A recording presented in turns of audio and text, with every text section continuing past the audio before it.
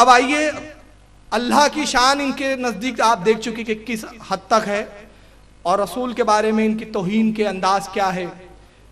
ایک میں کتاب دکھا رہا ہوں یہاں پر، یہ ہے براہین القاطعہ، یہ مولانا خلیل احمد امبیٹی صاحب نے لکھی، 4 سے 5 ایڈیشن ہے میرے پاس، صفحے آگے پیچھے ہو سکتے ہیں۔ یہ لیٹسٹ ایڈیشن کا میں جو حوالہ دے رہا ہوں جو ابھی حال ہی میں چھپ کے آیا ہے، اس کا صفحہ 221 ہے، اور پرانے ایڈیشنوں میں عبارت غالباً 115 پہ ہے اور کچھ الگ الگ صفحے ہیں۔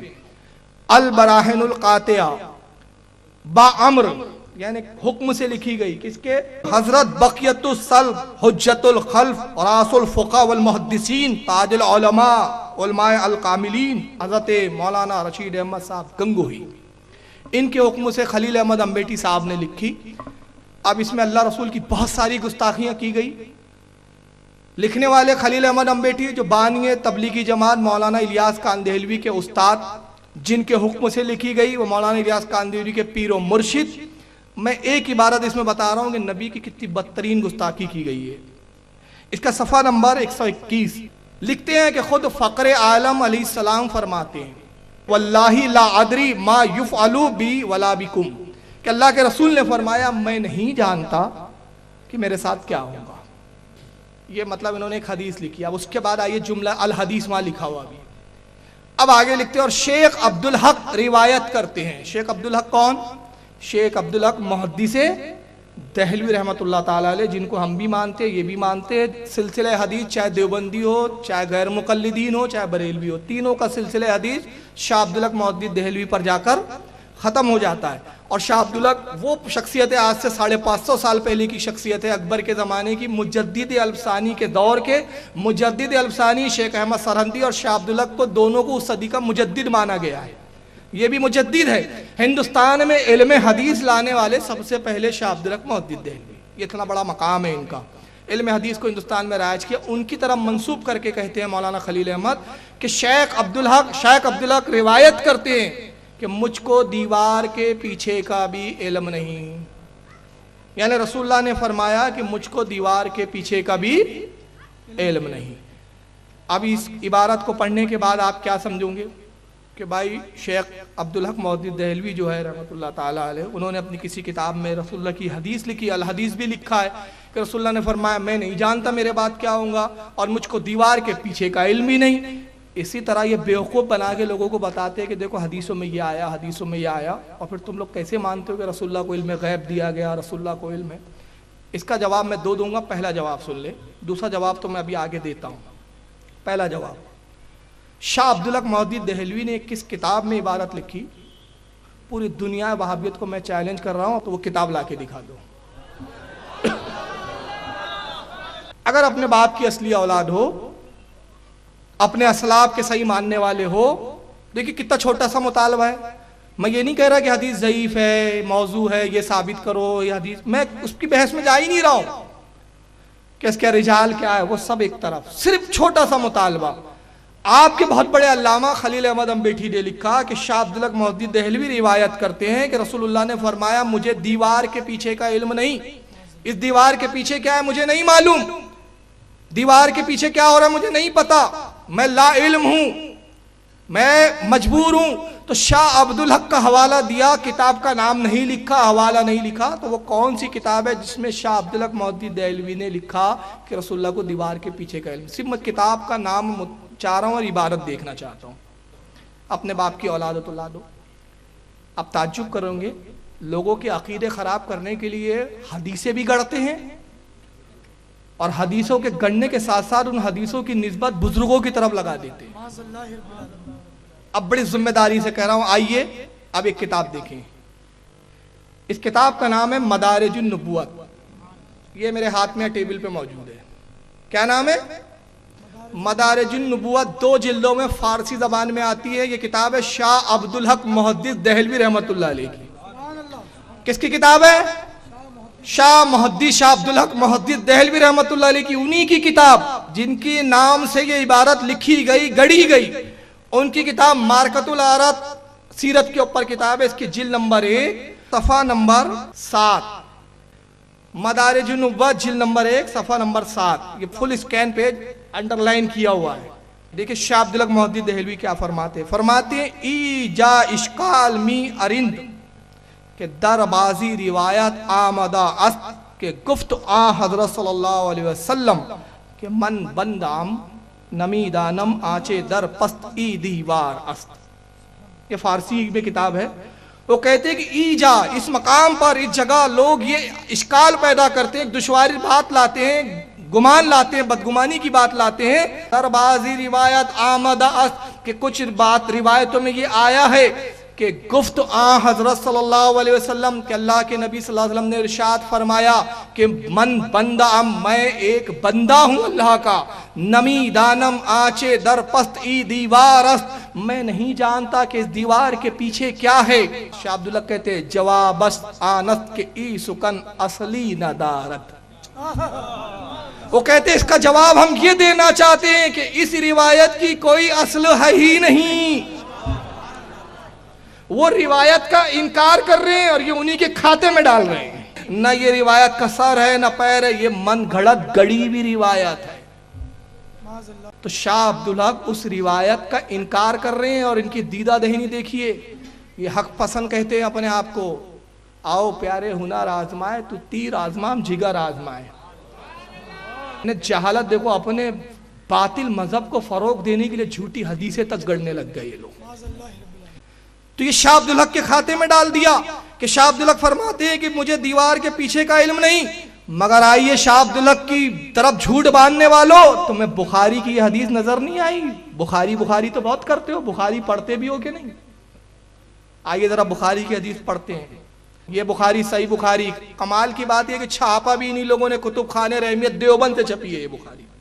اس کی جلد نمبر 1 کتاب الصلاۃ حدیث نمبر 404 انہی کے ادارے کی چھپی یہ حدیث سامنے آپ کے آ گئی. اس کے اندر حدیث نمبر 404 پر امام بخاری رحمت اللہ تعالی علیہ پوری سند کے ساتھ حدثنا عبداللہ بن یوسف قال انا مالک عن ابی زناد عن الارج عن ابو ہریرہ رضی اللہ تعالی عنہم.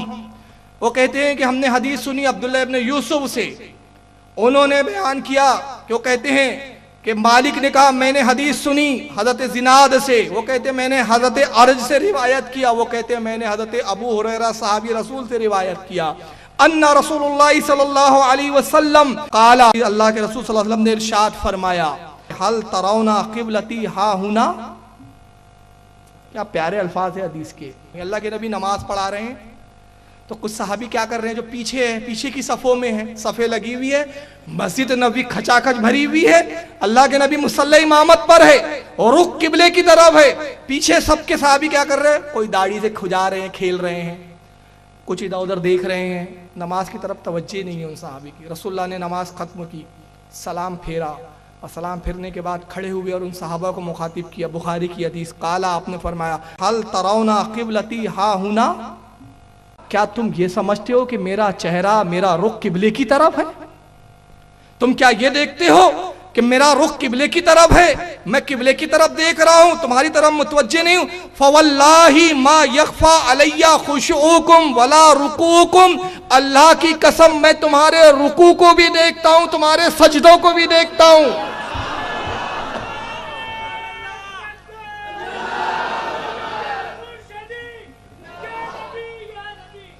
اور اس حدیث کی خاص بات, دو خاص بات دیکھیں. خشوعکم, خشوع کسے کہتے ہیں؟ رکوع دیکھنا سمجھ میں آتا ہے, ہو سکتا ہے کوئی یہاں تعویل پیش کرے رسول اللہ نے پلٹ کر دیکھ لیا ہوں گا, اب نبی کا چہرہ پھرا بھی تو نماز ہو جاتی ہے, بھئی نبی خود قبلہ ہے, لائیں گے تعویل, اور تعویل پہ بریلی والی چلاتے ہیں کہ بھئی ہم نبی کو قبلے کا قبلہ کہتے ہیں, تو کہیں گے نبی نے دیکھا ہوں گا, مگر رسول اللہ نے ان کے آنے والے شبہات کی ہڈی توڑ کے رکھ دی. فرمایا میں تمہارے خشوع کو بھی دیکھتا ہوں. خشوع دل میں کیا ارادے چل رہے ہیں, دل میں کیا ہے تمہارے, کیا سوچ رہے ہو نماز میں کیا خیال ہے تمہارا, نماز میں کیا چل رہا ہے تمہارے دل کے اندر, اس کو کہتے ہیں خشوع و خضوع. اللہ کے نبی کہتے ہیں میں تمہارے دل کے ارادوں کو بھی دیکھتا ہوں. تم صرف یہ سمجھ رہے ہو میرا رخ قبلے کی طرف ہے, میں تم سے واقف نہیں. واللہ, اب یہ حدیث کا خاص حصہ, نبی نے صرف یہ نہیں کہا کہ میں رکوع دیکھتا ہوں, بلکہ یہ جملہ کہنے سے پہلے کیا فرما رہے, واللہ فواللہ, پس اللہ کی قسم, قسم کے ساتھ مقید کیا جملے کو. قسم کے ساتھ اپنی بات میں وزن پیدا کیا کہ میری بات کی صداقت پر ایمان لاؤ، اور جب میں اللہ کی قسم کھاؤں اور اس بات پر کوئی شبہ کرے تو وہ ایمان سے خارج۔ نبی کی کوئی بھی بات صحیح بات جو ہو اور رد کرے ویسی وہ ایمان سے نکل جاتا ہے، مگر وہ نبی جو نبی جس بات پر قسم بھی یاد فرمائے، بات کو کتنا پختہ کیا، فواللہ پس اللہ کی قسم، ما یخفا مجھ سے چھپا ہوا نہیں ہے، خشوع علیہ خشوعکم تمہارا خشوع، ولا رکوعکم، اور اس کے بعد سنیں انی لا اراکم من ورائی ظہری، قسم رب کائنات کی میں تمہیں سامنے سے جیسے دیکھتا ہوں ویسے میں اپنے پیٹھ پیچھے بھی تمہیں دیکھتا ہوں۔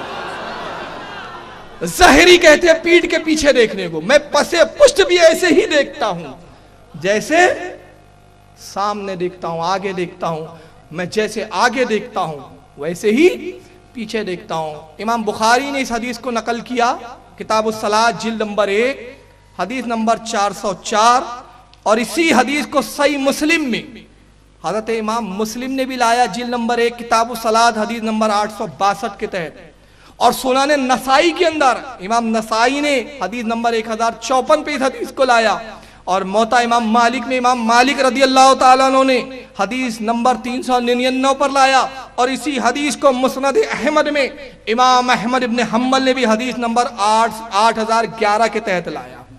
اب ایک اور حدیث پیاری سن لو، اور ایک اعتراض آیا تھا، وہ اعتراض کا جواب بھی آ جائیں گا۔ اعتراض یہ آیا کہ بھائی بریلوی حضرات، وہ جواب میں دے دیتا ہوں تاکہ بعد میں دینے کی زحمت نہ پڑے، اسی میں جواب بھی ہو جائے۔ اللہ کے رسول کو حاضر و ناظر جانتے ہیں بریلوی لوگ، تو رسول اللہ جب معراج پہ گئے تو سرکار تو جب معراج پہ چلے گئے زمین پہ تو تھے نہیں، تو پھر زمین پہ حاضر و ناظر کہاں ہوئے؟ ابلیس بھی دیکھو کیسے کیسے خیال دلواتا ہے ذہنوں میں، ایسے خیال میں سمجھتا ہوں ابلیس کو ہی آتے ہیں، وہی ڈلواتا ہے۔ سب سے پہلے تو میں کہوں گا کہ آپ پہلے عقیدہ اہل سنت کو سمجھیں اور دھوکہ دینا بند کرے خدا را۔ میں بارہ کہتا ہوں کہ دھوکہ دینا، تم دنیا میں تو اپنی جماعت کی تعداد بڑھا سکتے ہو، اپنے جہنم کو تو بڑھا سکتے ہو تم یہاں، مگر اللہ کی بارگاہ میں کل جواب دینا ہے تمہیں۔ سب سے پہلے یہ بتائیے کہ عقیدہ اہل سنت حاضر و ناظر کے بارے میں ہے کیا؟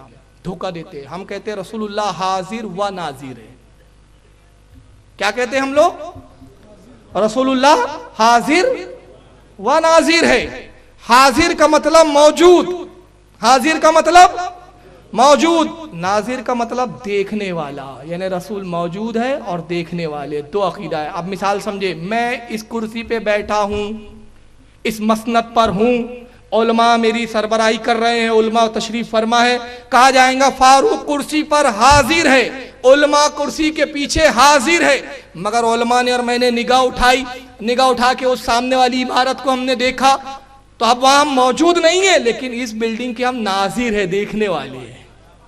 تو ہمارا عقیدہ ہے کہ رسول حاضر و ناظر ہے۔ تو ہم کہتے ہیں نبی چاہیں فضل فرمائے، کرم فرمائے تو حاضر بھی ہو سکتے ہیں، اور اگر حاضر نہ ہو تو اپنی قبر مبارک میں اپنی مقام پر تشریف فرما ہو کے پوری کائنات پر ناظر ہے۔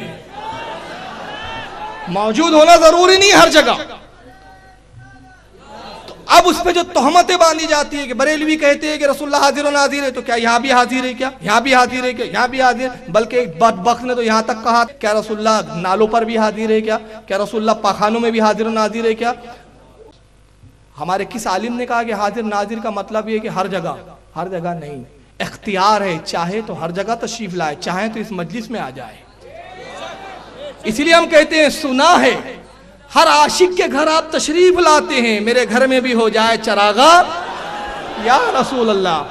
آپ لا سکتے ہیں، قادر ہیں، آپ کو اللہ نے قدرت بخشی، اللہ کے رسول اگر چاہے تو میرے گھر میں بھی چراغا ہو جائے، آپ چاہے تو، اور اگر نہ چاہے تو ہم یقین رکھتے ہیں کہ مدینے میں رہ کر آپ ہم پر ناظر ہیں، ہمیں دیکھ رہے ہیں۔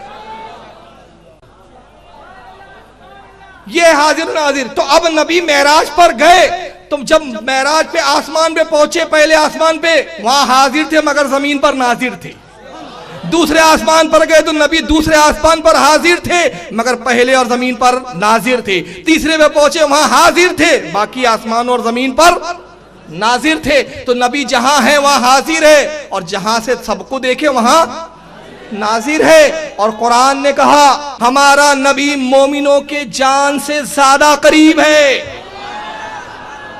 مومنوں سے قرآن کہہ رہا ہے۔ اور اللہ اپنے بارے میں فرماتا ہے نحنو اقرب الیہ من حبل الورید، اے میرے بندو تمہارا پروردگار تمہاری شہ رگ سے زیادہ قریب، رب کی صفت شہ رگ سے زیادہ قریب، اور رسول اللہ کی عطا سے مومنوں کے جان سے زیادہ قریب، تو مومنوں کے جان سے زیادہ قریب۔ قاسم نانوتوی نے تحذری ناس میں لکھا کہ قرآن میں آیا لفظ اولا انتہائی مبالغے کے ساتھ، اولا کے معنی ہوتے بہت زیادہ قریب، جان ہی کافی تھی، جان سے زیادہ قریب۔ انسان کی جان سے زیادہ اور کوئی قریب ہوتا ہے؟ جان سے زیادہ کوئی قریب ہو سکتا ہے؟ جان جسم کی رگوں میں ہے، نسوں میں ہے، چمڑیوں میں، ہڈیوں میں، گوشت میں، خون میں، رگ رگ میں جان۔ انسان کے اپنے وجود میں جو جان ہے اس سے زیادہ کوئی قریب نہیں۔ قرآن کہہ رہا ہے اولا، اس سے بھی زیادہ قریب، اس سے بھی زیادہ قریب۔ تو قاسم نانوتوی کہتے ہیں کہ اولا جو آیا ہے انتہائی قریب کے لیے آیا ہے، بڑا مبالغے کے ساتھ کہا کہ رسول ہر مومن سے جان سے زیادہ قریب، جان سے قریب نہیں کہا، جان سے قریب نہیں کہا، جان سے زیادہ قریب، جان سے زیادہ قریب۔ اور کس کے قریب؟ مومنوں سے۔ پہلے آسمان پر فرشتے مومن، دوسرے آسمان پر فرشتے مومن، تیسرے آسمان پر فرشتے مومن، پوری کائنات میں فرشتے پھیلے ہوئے ہیں، رسول کے ماننے والے پھیلے ہوئے، تو جہاں جہاں مومن وہاں رسول اس سے قریب،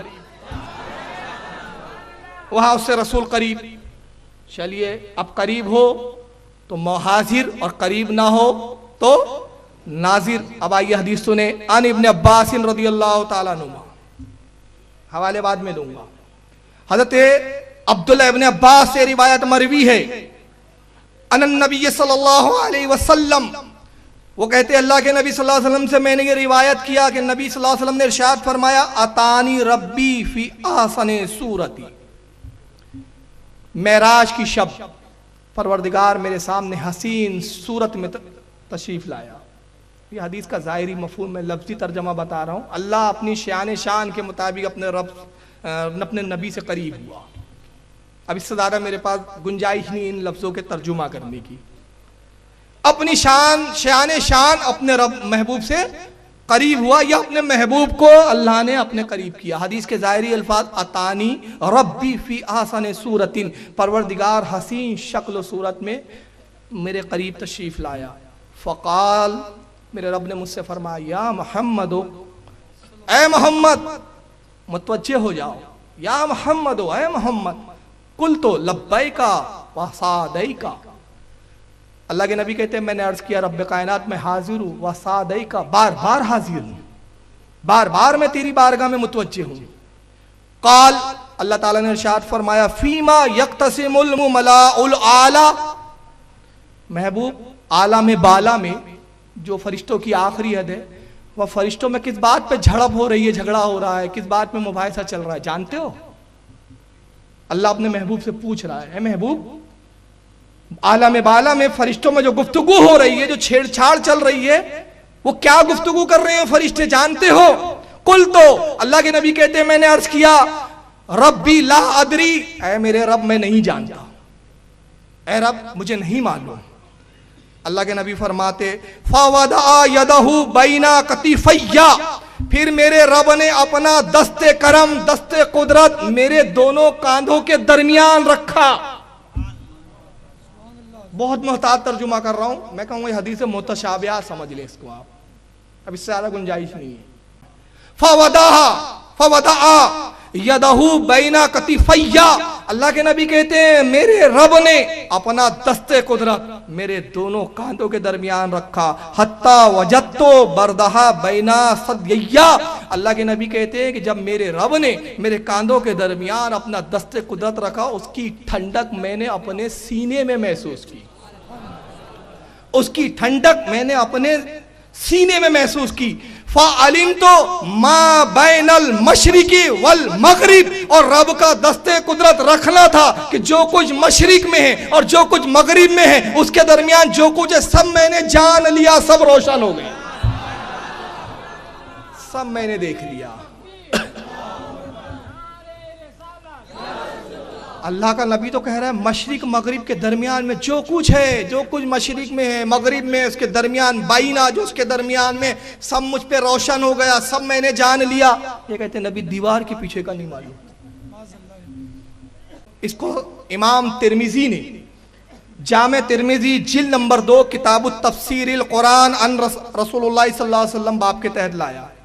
یہ کتاب کا نام ہے، اب باب ہے ومن سورۃ سواد، سورہ سواد کی تفسیر میں اس حدیث کو لایا، حدیث نمبر 3223 ترمذی میں.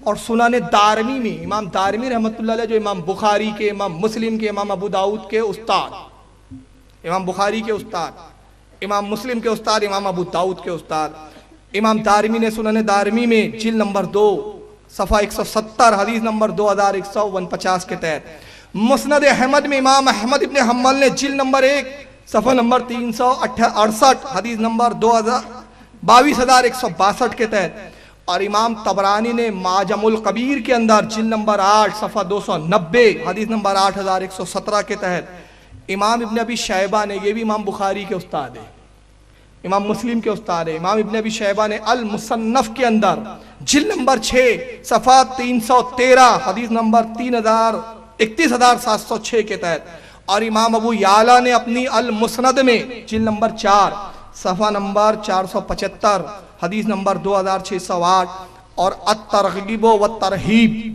امام منذری رضی اللہ تعالیٰ عنہ نے جلد نمبر 1 صفحہ 159 حدیث نمبر 591. امام ترمذی اس حدیث کو نقل کرنے کے بعد لکھتے ہیں ھذا حدیث حسن، یہ حدیث حسن ہے. امام ابی عاصم رضی اللہ تعالیٰ عنہ کہتے اسناد حسن ورجالہ ثقات، اس کی سند حسن ہے اور اس کے تمام راوی سچے ہیں، کوئی بھی راوی جھوٹا نہیں. صحیح حدیث، حسن حدیث، جس کے رجال، جس کے راوی سب سچے. اللہ کے نبی کہہ رہے ہیں کہ میں دنیا کو میں نے سب جان لیا. اب دو حدیثیں میں سنا دیتا ہوں تاکہ اور آپ کو رسول اللہ کا مقام اور عظمت اپنے نبی کی معلوم ہو. یہ ہے شرح زرقانی، امام عبد الباقی زرقانی رضی اللہ تعالیٰ عنہ کی کتاب ہے مواہب الدنیا کی شرح. امام عبد الباقی زرقانی بہت بڑے محدث ہے اور اپنے زمانے کے مجدد تسلیم کیے گئے. امام عبد الباقی زرقانی شرح زرقانی جلد نمبر 10 اور اس کا صفحہ نمبر 123 ہے. دیکھیں کیا لکھتے ہیں. اخرجت طبرانیو، وہ کہتے ہیں اس کو امام طبرانی نے اخراج کیا. ان ابن عمر رضی اللہ تعالیٰ عنہ، حضرت عبداللہ ابن عمر سے روایت ہے، قال قال رسول اللہ صلی اللہ علیہ وسلم، کہ وہ کہتے ہیں کہ اللہ کے نبی صلی اللہ علیہ وسلم نے ارشاد فرمایا ان اللہ قد رفع لی الدنیا. اللہ کے نبی فرماتے ہیں کہ تحقیق پروردگار عالم نے دنیا میرے سامنے کر دی. فانا انظروا الیہا و الی ما ہوا قائن فیہا الی یوم القیامہ. اللہ کے نبی فرماتے ہیں اور میں نے جو کچھ ہو اس کے اندر موجود ہے اس دنیا میں. کیا کہہ رہے ہیں؟ دنیا میں جو کچھ ہے، انسان، چرین پرین، پتے، نباتات، حیوانات، جو کچھ دنیا میں ہے سب کو میں نے جان لیا، سب کو میں نے دیکھ لیا. اور کیسا دیکھا؟ الی یوم القیامہ، جو کچھ قیامت تک ہونے والا ہے سب کو میں نے دیکھ لیا، سب کو میں نے جان لیا. کأنما انظر الی کفہ ھذا. اور اللہ کے نبی کہتے ہیں لوگوں جان لو یہ پوری دنیا، یہ پوری کائنات میرے سامنے ایسے جیسے میں اپنے ہتھیلی کو دیکھ رہا ہوں. یہ پوری دنیا میرے سامنے ایسی جیسے میں ہتھیلی کو دیکھ رہا ہوں. تو اللہ کے نبی دنیا کو کیسے دیکھ رہے ہیں؟ جیسے انسان اپنی ہتھیلی کو دیکھتا ہے. اور یہ کیا کہ ان کا عقیدہ کیا ہے؟ تبلیغی جماعت کے فاؤنڈر ہوگا، رسول اللہ کو پیٹ کے پیچھے کی خبر نہیں. چلیے آئیے اب ایک اور توہین ملاحظہ کریں. یہی البرائن القاطیہ، برائن القاطیہ کا صفحہ 63. خلیل احمد امبیٹوی صاحب جو استاد ہے مولانا اسماعیل کاندھیلوی بانی تبلیغی جماعت کے، کہتے ہیں مدرسے دیوبند کی عظمت حق تعالیٰ کی درگاہ پاک میں بہت ہے. یعنی دیوبند کا جو مدرسہ ہے جہاں کے طاہر گیابی پڑے ہوئے ہیں اور بھی ترم خائن کے پڑے ہوئے ہیں، اس کی عظمت اللہ کی بارگاہ میں بہت ہے. صدہا عالم، کئی سو عالم یہاں سے پڑھ کر گئے اور خلق کثیر کو ظلمات ضلالت سے نکالا. ایک کثیر جماعت کو گمراہی سے اور اندھیروں سے نکالا۔ یہی سبب ہے کہ ایک صالح، ایک نیک آدمی فقر عالم علیہ السلام کی زیارت سے خواب میں مشرف ہوئے۔ کہتے یہی وجہ ہے کہ ایک نیک بزرگ اللہ کے رسول کی خواب میں زیارت سے فیض یاب ہوئے، مشرف ہوئے۔ تو آپ کو اردو میں کلام کرتے دیکھ کر پوچھا آپ کو یہ کلام کہاں سے آ گئی؟ رسول اللہ نے وہ بزرگ سے خواب میں اردو میں بات چیت کی تو انہوں نے پوچھا یا رسول اللہ آپ کو یہ اردو کہاں سے آ گئی؟ آپ تو عربی ہیں، آپ تو عرب کے رہنے والے ہیں، عربی بولتے اردو کیسے بولنے لگے؟ فرمایا رسول اللہ نے کہا جب سے علماء مدرسے دیوبند سے ہمارا معاملہ ہوا ہم کو یہ زبان آ گئی۔ معاذ اللہ، استغفر اللہ۔ پھر آگے لکھتے سبحان اللہ، اس سے رتبہ اس مدرسے کا معلوم ہوا۔ یعنی رسول اللہ اردو سیکھنے کہاں آئے؟ دیوبند۔ اردو کس نے سکھایا رسول کو؟ معاذ اللہ، استغفر اللہ، علماء دیوبند نے۔ جب سے علماء دیوبند سے ہمارا معاملہ ہوا تب سے ہم کو یہ زبان آ گئی۔ اللہ کی مار ایسی پڑی جس عبارت میں رسول کو اردو سکھانے کا دعویٰ کیا اسی عبارت میں ان کی اردو بگڑ گئی۔ جو اردو داں ہیں وہ اچھے سے جانتے ہیں کہ آ گئی مؤنث ہے اور کلام مذکر ہے، کلام آ گیا ہونا چاہیے، آ گئی ہو گیا ہے۔ یعنی ان کی اپنی اردو کلام جو مذکر ہے اس کے لیے مؤنث کا صیغہ لا رہے ہیں آگے، تو ان کی اپنی اردو کے ٹھکانے نہیں، اور یہ رسول اللہ کو اردو سکھا رہے ہیں۔ تو رسول اللہ کہتے ہیں جب سے علماء مدرسے دیوبند سے ہمارا معاملہ ہوا، جب سے ہم ان کے ساتھ آنے بیٹھنے اٹھنے لگے، ہم نے ان سے اردو زبان سیکھ لی معاذ اللہ۔ مگر عقیدے کا دوگلا پن دیکھے، ایک کتاب تقویۃ الایمان اٹھائیے، اس میں صفحہ 100 پر لکھا جاتا ہے کہ رسول اللہ تو مر کر مٹی میں مل گئے، تو وہاں نبی مر کر مٹی میں مل جاتے ہیں جب نبی کی عظمت کی بات آتی ہے۔ جب سنی یا رسول اللہ کہہ کر پکارتے ہیں، جب سنی رسول اللہ سے امداد طلب کرتے ہیں تو کہتے ہیں ارے رسول سے مانگو مت، رسول کو آواز مت دو، رسول تو مر کر مٹی میں مل گئے۔ مگر جب علماء دیوبند کا مقام بتانا ہو، جب مدرسے دیوبند کا مقام بتانا ہو تو نبی زندہ بھی ہو جاتے ہیں، دیوبند آ کے اردو بھی سیکھنے لگ جاتے ہیں معاذ اللہ۔ آگے انشاءاللہ اب میں عرض کرنا یہ چاہتا ہوں 2-3 بات، پھر آگے میں بات اسپیڈ سے بڑھاؤں گا۔ اور رسول اللہ صلی اللہ علیہ وسلم کی اردو تو جانے دیجئے، نبی پاک صلی اللہ علیہ وسلم کا تو عالم یہ ہے، ایک مرتبہ آپ نے چند صحابہ کو جمع کیا، ارشاد فرمایا میرے فلاں صحابی تم فلاں ملک کی طرف جاؤ، تبلیغ کرو، دین اسلام پھیلاؤ۔ اے فلاں صحابی تم فلاں ملک کی طرف جاؤ، اے فلاں صحابی تم فلاں ملک کی طرف جاؤ۔ صحابہ کرام عرض کرتے یا رسول اللہ جن ملکوں کی طرف آپ ہمیں بھیج رہے ہیں وہاں کی زبانیں مختلف ہیں، ہماری زبانیں الگ ہیں، ہم اپنی زبان ان کو سمجھا نہیں سکتے، وہ ہماری زبان سمجھ نہیں سکتے، اللہ کے نبی ہم کیسے وہاں جا کے تبلیغ کریں؟ اللہ کے نبی نے ارشاد فرمایا کہ ٹھیک ہے کل تم نماز فجر میرے پیچھے پڑھو اور اس حال میں مسجد نبوی میں آنا کہ تم سفر کے لیے تیار ہو۔ صحابہ کرام گئے، انہوں نے اسباب مہیا کیے، اونٹ اور گھوڑوں کو باہر کیا، اس کے بعد اثاثہ لیا، مسجد نبوی میں آئے، گھوڑوں کو باہر باندھ دیا، نماز فجر رسول کی ابتدا میں ادا کی، سرکار باہر تشریف لائے، صحابہ کو جمع کیا اور اس کے بعد ارشاد فرمایا اے میرے فلاں صحابی بتاؤ کہاں میں نے تمہیں بھیجنے کی بات کی تھی؟ عرض کرتے یا رسول اللہ مجھے یمن جانے کا حکم ہوا ہے۔ تمہیں کہا یا رسول اللہ روم جانے کا حکم ہوا ہے، مجھے مصر جانے کا حکم ہوا ہے، مجھے فلاں ملک کی طرف جانے کا حکم ہوا ہے۔ راوی حدیث کہتے ہیں کہ اللہ کے نبی نے اپنا لعاب نکالا اور ہر صحابی کے منہ میں ڈالتے تھے، جس کے منہ میں لعاب جاتا اس کو اس ملک کی زبان آ جاتی تھی۔ نعرہ رسالت، نعرہ رسالت، علماء اہل سنت۔ تو ہمارا نبی وہ ہے، اب تھوڑے نعرے کم کریں، وقت کم ہے میرے پاس، باتیں زیادہ ہے۔ ہمارا نبی وہ جو لعاب دے دے تو زبان عطا کر دے، جس کا سکھانے والا پروردگار الرحمن علم القرآن خلق الانسان علمہ البیان۔ مگر اردو سکھانے کے لیے دیوبند بلا رہے ہیں نبی کو، بدبخت۔ اس کے بعد بھی ان کی توحید بچی ہے، رسالت کا ان کا جو ہے احترام بچا ہوا ہے۔ اور آگے آئیے رسول اللہ جاتے ہیں، صحابہ اکرام موجود ہے، ایک اونٹ دیوانہ ہو گیا ہے، اونٹ جس کو دیکھتا ہے کاٹنے کو دوڑتا ہے، کھانے کو دوڑتا ہے۔ صحابہ عرض کرتے یا رسول اللہ یہ اونٹ دیوانہ ہو گیا، اللہ کے نبی اس کے قریب مت جائیے۔ اللہ کے نبی ارشاد فرماتے مسکراتے ہوئے میرے صحابیوں مجھے جانے دو، دنیا کی ہر چیز جانور ہو یا چرند ہو یا پرند ہو، حیوانات ہو یا نباتات ہو، ہر کوئی جانتا ہے کہ میں اللہ کا نبی ہوں، سوائے شریر انسانوں کے اور شریر جناتوں کے، یہ مجھے نقصان نہیں پہنچائیں گا۔ راوی حدیث کہتے اللہ کے نبی گئے، اونٹ کے قریب پہنچے، اپنا دست مبارک، اپنا ہاتھ مبارک اس کی پیشانی پہ سہلانے لگے، اونٹ فرما برداروں کی طرح جھکا اور آپ کے قدم نازمین کو چاٹنے لگا۔ پھر اونٹ نے اپنے قریب، آپ کے کان کے قریب اپنے منہ کو لایا, کچھ آوازیں نکالی, کچھ اپنی آواز میں اس نے کہا. اللہ کے رسول نے فرمایا اس اونٹ کا مالک کون ہے؟ ایک صحابی آگے بڑھتے, یا رسول اللہ میں ہوں اس اونٹ کا مالک. فرمایا یہ تمہاری شکایت کر رہا ہے, یہ اونٹ تمہاری شکایت کر رہا ہے. یہ کہہ رہا ہے یا رسول اللہ میں دیوانہ نہیں ہوں, میں پاگل نہیں ہوں, میں مجنون نہیں ہوں, میں کاٹتا نہیں ہوں کسی کو بلا وجہ. معاملہ یہ ہے کہ جب میں جوان تھا انہوں نے مجھ پر بوجھ لا دے, مجھے سفروں میں لے جاتے, مجھ پر بوجھ دھوتے. اب میں بوڑھا ہو گیا ہوں تو یہ گھر میں کاٹنے کی فکر میں ہے, کہہ رہے تھے کہ کاٹ کے کھا جاؤ, تو میں نے اپنی جان بچانے کے لیے پاگل پن کا سونگ رچا رکھا ہے. اللہ کے نبی نے فرمایا یہ اونٹ سچ کہہ رہا ہے؟ وہ صحابی کہتے ہیں یا رسول اللہ اس نے سچ کہا, کل میرا بیٹا کہہ رہا تھا, کچھ دنوں پہلے میرا بیٹا کہہ رہا تھا کہ ابا جان اب یہ اونٹ بوڑھا ہو گیا ہے, بوجھ نہیں اٹھا سکتا, کاٹ پیٹ کے کھا پی کے صاف کرو. اسی دن سے اس نے پاگل پن کا سونگ رچا لیا, تب سے ہم نے اس کو چھوڑ دیا کہ جو جاتا ہے تو یہ کاٹ کھاتا ہے. تو اللہ کے نبی نے فرمایا کہ یہ زندہ رہنا چاہتا ہے, یہ زندگی کو پسند کرتا ہے. اے میرے صحابی کہے تو میں تجھے اس کی قیمت دے دوں. وہ کہتے ہیں یا رسول اللہ ویسے بھی ہمارے کام کا نہیں ہے, ہم آپ کو تحفتاً نذر کرتے ہیں. سرکار کو انہوں نے ہبا کر دیا.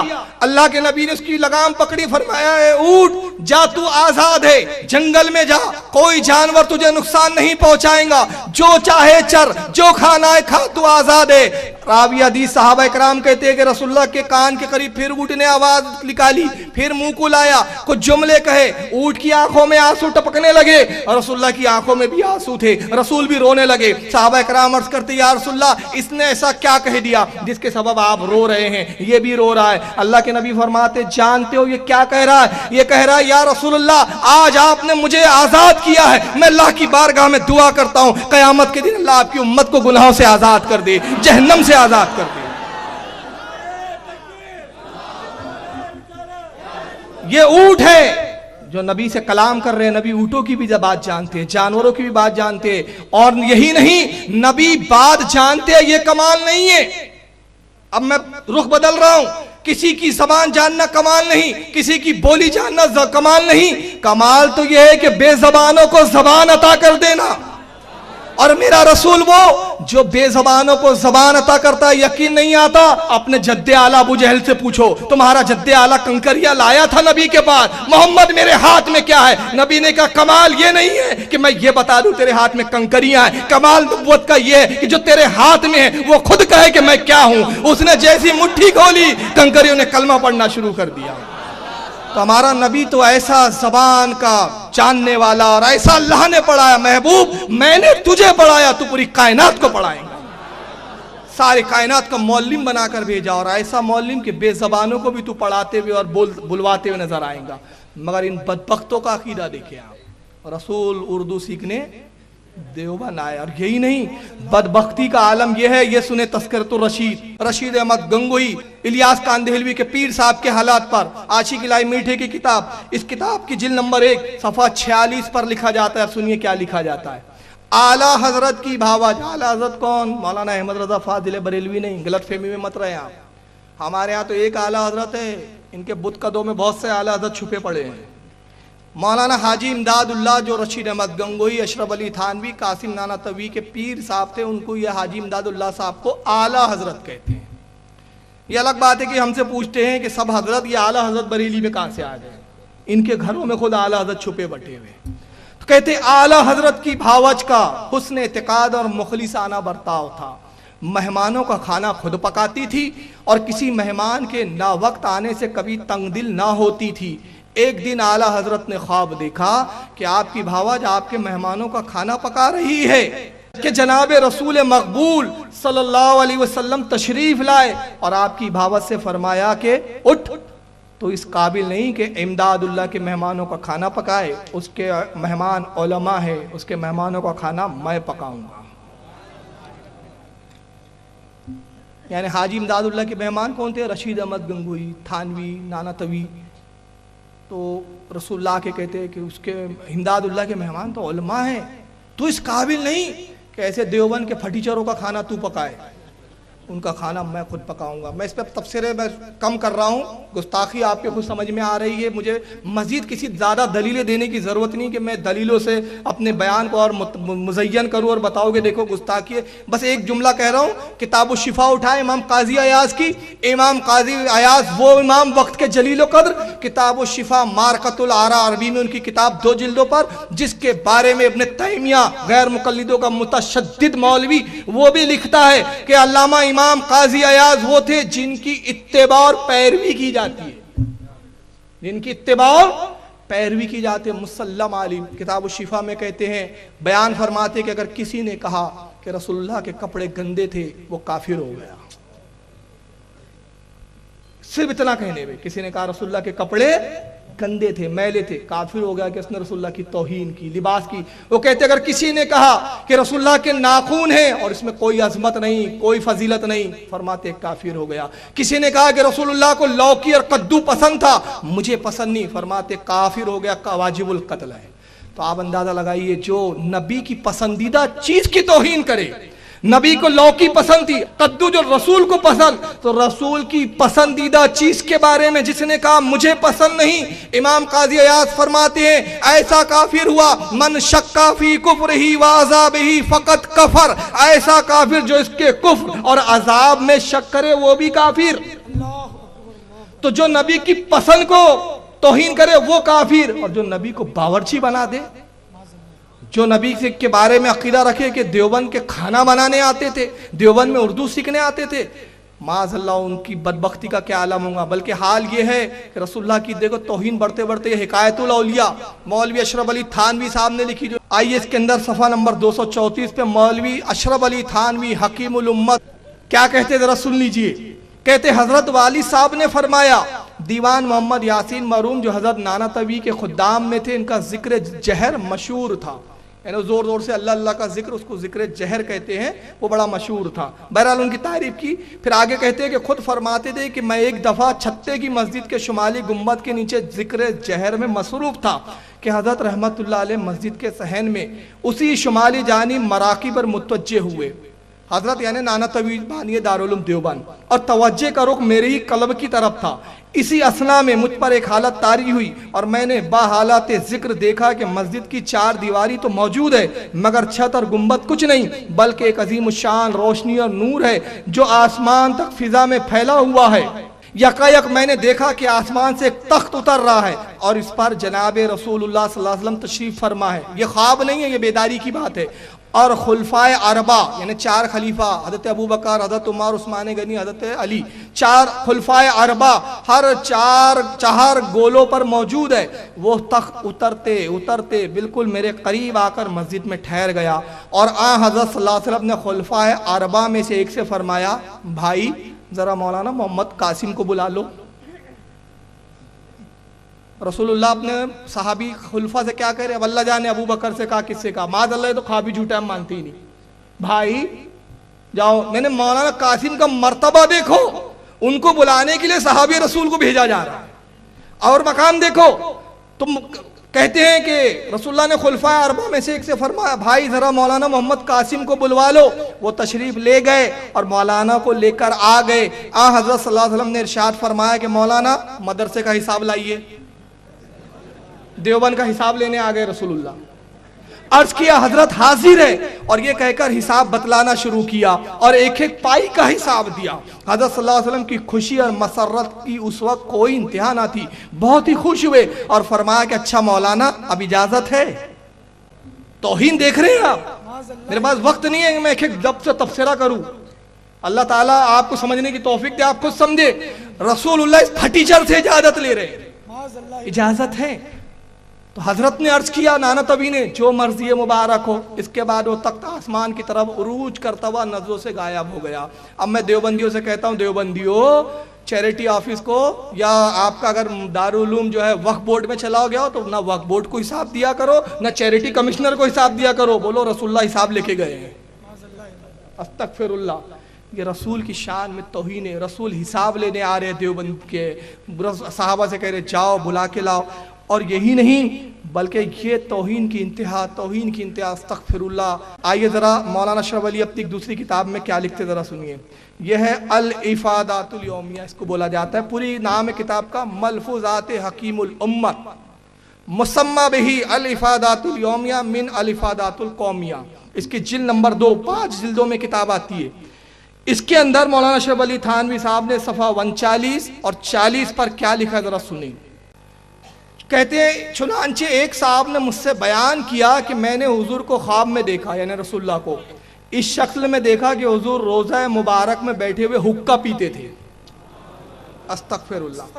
چلیے یہاں تک تو گنجائش تھی کہ بھائی حقہ پیتے رہے، اتنا بڑا گناہ نہیں ہے، چلیے گناہ بھی نہیں ہے، مکروہ ہے صرف حقہ۔ آگے آئیے، کہتے اسی طرح مولانا شاہ محمد اسحاق صاحب، شاہ محمد اسحاق کون؟ جو گنگوہی اور نانا توی کے استاد ہیں، ان کے استاد ہیں، ان کے پڑھانے والے۔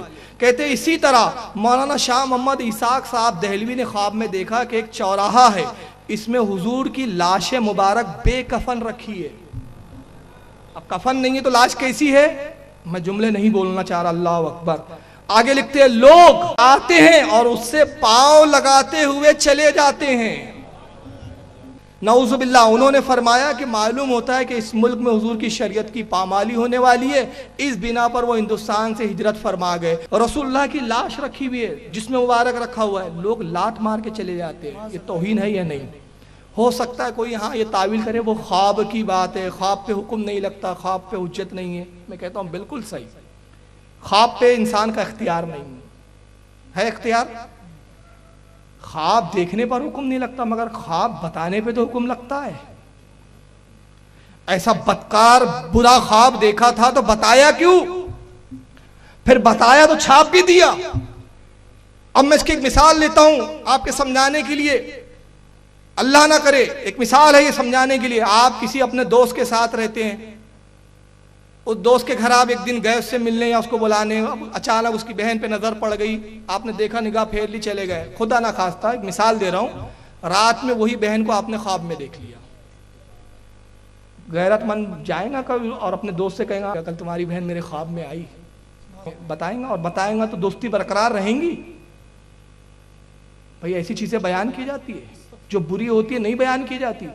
تو بدبختوں جب ایسی چیزیں نہیں بیان کی جاتی تو رسول کے بارے میں اول تو ایسا خواب دیکھنا ممکن نہیں کہ رسول فرماتے جب میں کسی کے خواب میں آتا ہوں تو میں ہی ہوتا ہوں، کہ شیطان میری شکل اختیار نہیں کرتا۔ اور اول تو میں کہتا ہوں تم جیسے کافروں کی خواب میں رسول اللہ آتے ہی نہیں، وہ مومنوں کے خواب میں آتے ہیں۔